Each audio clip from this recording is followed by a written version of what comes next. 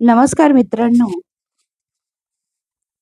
म्हणतात ना, बळशाली हातीला फक्त एक मुंगी मारू शकते.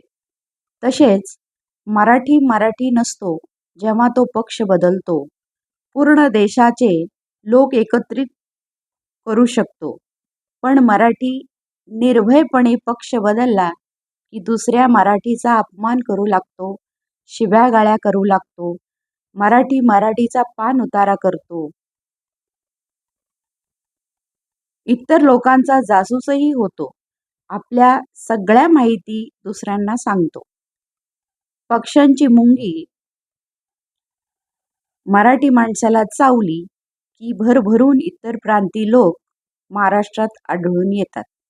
असे बरेचसे वर्ष हे चालू आहे.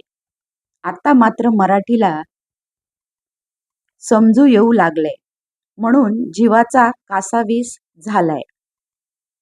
काय उर्दू बोलणारी आणि काय परप्रांती बोट न लावता जातील महाराष्ट्र सोडून.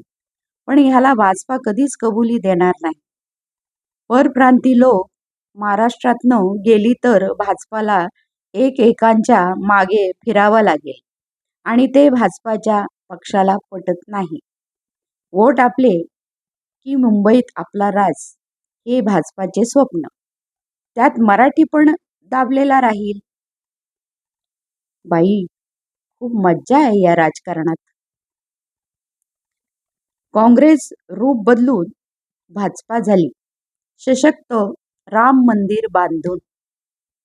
तुका म्हणे नामाचा गजर, म्हणे विठ्ठल विठ्ठल. धन्यवाद.